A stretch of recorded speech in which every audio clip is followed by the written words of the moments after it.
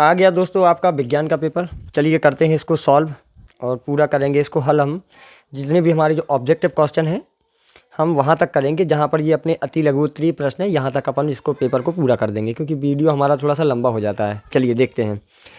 तो जो है हमारे पास जो पेपर आया हुआ है राज्य शिक्षा केंद्र मध्य प्रदेश भोपाल का है, अर्धवार्षिक परीक्षा 2024-25 का है ये पेपर। विषय विज्ञान है, हिंदी माध्यम का पेपर है। पूर्णांक जो टोटल अंक है वो आपके 60 हैं। समय है इसमें 2.5 घंटे। ठीक है, कक्षा 8वीं का है। पहला जो हमारा प्रश्न है इसमें जो निर्देश दिए हुए हैं देखिए, सही विकल्प चुनकर उत्तर लिखिए, प्रत्येक प्रश्न के लिए 1 अंक निर्धारित है। तो यदि आप एक प्रश्न का उत्तर सही देते हैं तो आपको 1 नंबर मिल जाएगा। यदि आप हमारे चैनल पर नए हैं तो पहले नंबर चैनल को सब्सक्राइब कर लीजिएगा। चलिए देखते हैं।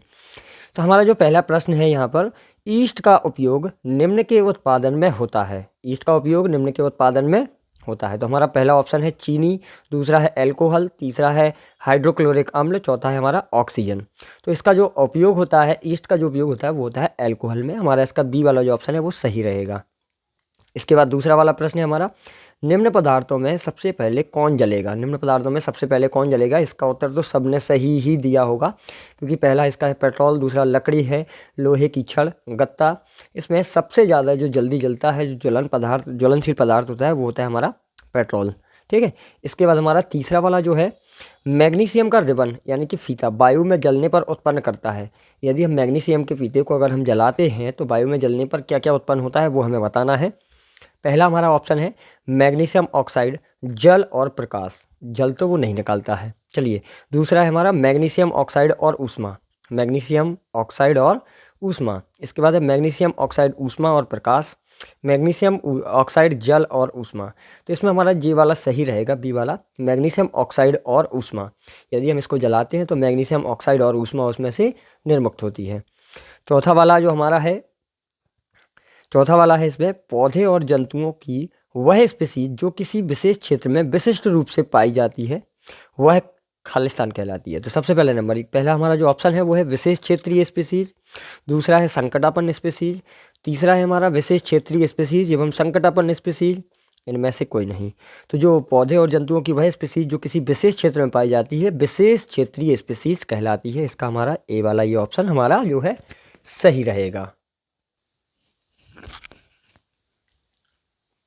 अब हमारा लास्ट वाला है, लैंगिक प्रजनन में भाग लेते हैं। लैंगिक प्रजनन में जो भाग लेते हैं वो 2 नर जंतु। दूसरा हमारा ऑप्शन है 1 नर व 1 मादा जंतु। तीसरा है 2 मादा जंतु। डी हमारा इनमें से कोई नहीं। तो जब लैंगिक जनन जो होता है तो उसमें 1 नर, 1 मादा और वो जंतु होना चाहिए। ठीक है। इसका ये वाला हमारा जो है सही रहेगा, बी वाला। ठीक है। इसके बाद हम जो है खालिस्तान सॉल्व करते हैं। अगला है हमारा रिक्त स्थान। प्रश्न क्रमांक 6 से 10 तक है। निर्देश दिए, नीचे दिए गए रिक्त स्थानों की पूर्ति कीजिए, प्रत्येक प्रश्न के लिए 1 अंक निर्धारित है। चलिए प्रश्न नंबर 6 है, काष्ठ कोयला वायु में जलकर कार्बन डाइऑक्साइड और खालिस्तान उत्पन्न करता है। तो जो काष्ठ कोयला होता है ना, ये जब जलता है तो कार्बन डाइऑक्साइड के साथ साथ जो है ऊष्मा और प्रकाश उत्पन्न करता है। तो यहाँ पर आ जाएगा ऊष्मा और प्रकाश। 7वें नंबर का है हमारा, जिन पदार्थों का ज्वलन ताप खालिस्तान होता है और जो ज्वाला के साथ सरलतापूर्वक आग पकड़ लेते हैं ज्वलनशील पदार्थ कहलाते हैं। तो जिन पदार्थों का ज्वलन ताप कम होता है और जो ज्वाला के साथ सरलतापूर्वक आग पकड़ लेते हैं ज्वलनशील पदार्थ कहलाते हैं। 8वें नंबर का है हमारा, कागज़ बचाने का अर्थ है खालिस्तान को बचाना। यदि हम कागज़ बचाते हैं तो इसका अर्थ ये होता है कि हम पेड़ों को बचा रहे हैं। तो इसमें आ जाएगा हमारा पेड़ों को बचाना। 9वें नंबर का है हमारा, वह निषेचन जो मादा के शरीर के अंदर होता है खालिस्तान निषेचन कहलाता है। तो जो मादा के अंदर होता है तो वो आंतरिक या फिर हम इसको अंतः निषेचन बोल सकते हैं। ठीक है। तो यहाँ पर आ जाएगा आंतरिक या फिर आपने लिखा होगा अंतः, तो वो भी आपका सही रहेगा। अगला वाला है हमारा 10वां वाला है, इसमें लड़कियों के मासिक धर्म चक्र की शुरुआत खालिस्तान कहलाती है। तो उसके लिए बोलते हैं मेनार्चे। क्या बोलते हैं इसके लिए?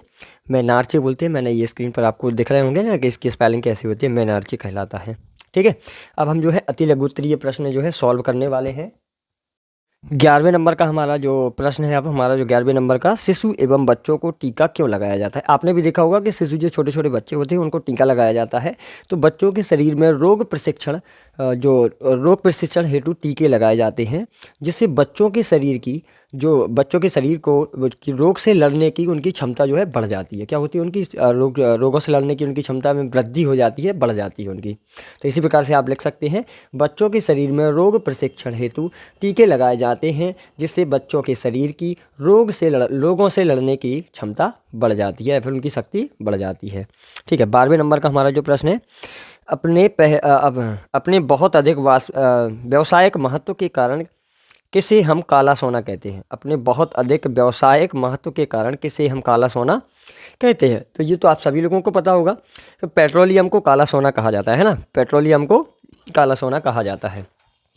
अगला वाला है हमारा 13वें नंबर का जो क्वेश्चन है, 13वें नंबर का है, तो कोयले के प्रक्रमण, क्या लिखा हुआ है, प्रक्रमण द्वारा 3 उपयोगी उत्पादों के नाम बताना है। तो मतलब यहाँ पे कोयले के परिष्करण होता है, परिष्करण द्वारा 3 उपयोगी उत्पादों के नाम बताना है। तो उसके जो नाम होते हैं वो उसमें से, जब हम कोयले का परिष्करण कराते हैं उसमें से निकलता है कोक, कोलतार और कोल गैस। कोलतार, कोक और कोल गैस, ये 3 चीज़ें उसमें से हमें मिलती हैं।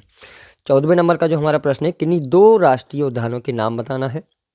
तो राष्ट्रीय उद्यान है हमारे, पहला है बांधवगढ़ राष्ट्रीय उद्यान, दूसरा आपका इंग्लिश की में जो एक राष्ट्रीय उद्यान दिया हुआ है कान्हा किसली नाम से, तो कान्हा राष्ट्रीय उद्यान नाम भी हम इसमें जोड़ सकते हैं। ठीक है, ये हमारा हो गया 14वें वाला। 15वें नंबर का देखिए, मरुस्थलीकरण कब होता है। मरुस्थलीकरण जब उपजाऊ जमीन रेगिस्तान या शुष्क क्षेत्र में बदल जाती है, मरुस्थलीकरण कहलाता है। जैसे मान के चलो, जो हमारी जो उपजाऊ जो ज़मीनें हैं, यदि ये इन पर सूखा पड़ जाए और इन पर ज़मीनों में फसलें ना उगाई जा सकें, तो ऐसी चीज़ों को अपन जो हो जाता है तो क्या बोलते हैं, मरुस्थलीकरण। क्या बोलते हैं उसके लिए, मरुस्थलीकरण। इसके बाद अगला वाला है, मनुष्य में गुणसूत्रों की संख्या कितनी होती है। तो मनुष्य में जो गुणसूत्र होते हैं वो 23 जोड़े होते हैं, या फिर हम ऐसा बोल सकते हैं कि जो टोटल होते हैं वो होते हैं 46 गुणसूत्र। कितने होते हैं, 46 गुणसूत्र होते हैं। ठीक है, तो यदि आपको वीडियो अच्छा लगा हो तो वीडियो को लाइक कर दीजिएगा एक। ठीक है, और यदि आप हमारे चैनल पर नए हैं तो चैनल को सब्सक्राइब करे बगैर आप ना जाइएगा, क्योंकि अगला पेपर आपको कल फिर से इसी समय आपको मिलेगा। Thank you.